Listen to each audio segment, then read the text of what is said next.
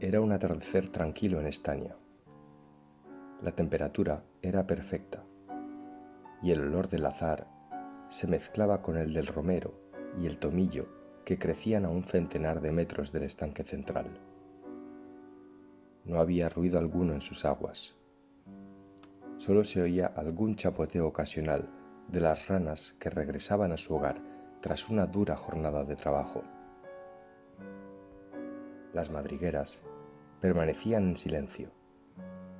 En el establo apenas se escuchaba algo, solo un murmullo lejano.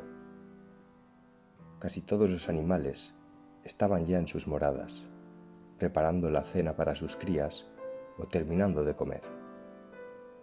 Era el momento del descanso, del reencuentro familiar, de conversar sobre cómo había ido el día, qué le había ocurrido a cada uno en el trabajo, en el cole.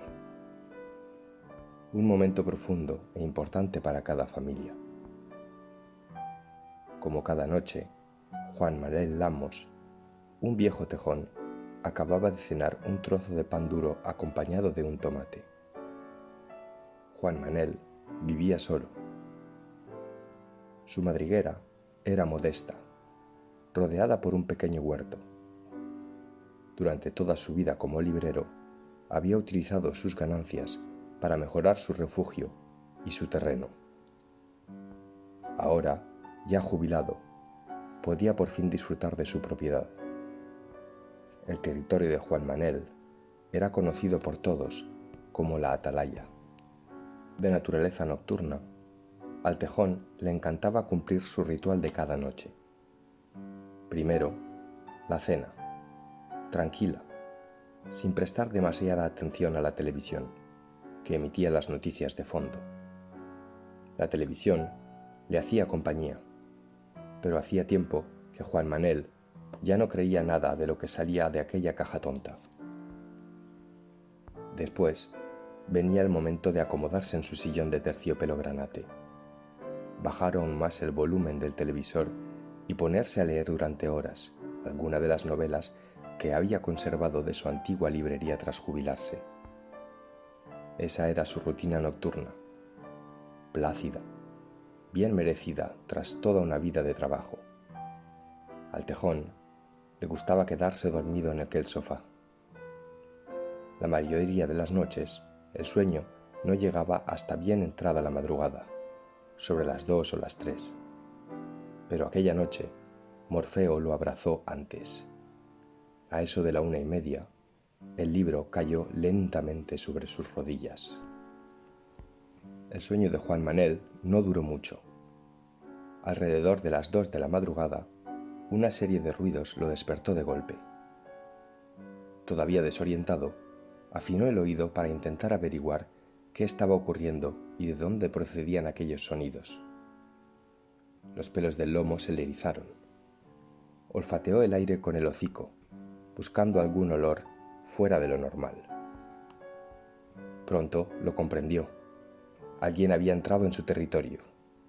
Pero, ¿con qué intención? Preso del pánico, el anciano tejón tomó una ballesta que utilizaba en sus torneos de tiro y la cargó con manos temblorosas. No entendía por qué alguien había irrumpido en su dominio. Entonces vio una sombra. Una hiena merodeaba en los alrededores de su madriguera, buscando algo que robar. Juan Manuel, que conocía mejor que nadie cada rincón de la atalaya, salió de su madriguera. Sin apenas tiempo para pensar, disparó la ballesta, hiriendo mortalmente a la hiena. Aquel suceso dividió Estania. Juan Manuel fue condenado a prisión. Muchos aseguraban que lo ocurrido había sido un homicidio. Otros defendían que el viejo tejón no había hecho otra cosa que protegerse y defender su hogar. Muchas preguntas y debates se crearon, pero nadie parecía tener razón. El proceso era complicado y se podía abordar desde varios puntos de vista. Por una parte, había aquellos que culpaban al tejón. ¿Por qué disparar a alguien sin mediar palabra? Del otro lado, aquellos que defendían al Tejón. Nadie tiene derecho a entrar en una propiedad privada sin haber sido invitado. A esos puntos de vista había que añadirle los matices del suceso. Primero, la víctima, la hiena, no era cualquier hiena. Era bien conocida de las fuerzas de seguridad de Estania. Esa hiena había sido arrestada en múltiples ocasiones por robo con violencia. Segundo, el Tejón estaba desorientado en el momento de los hechos. Acababa de despertarse y se sintió amenazado.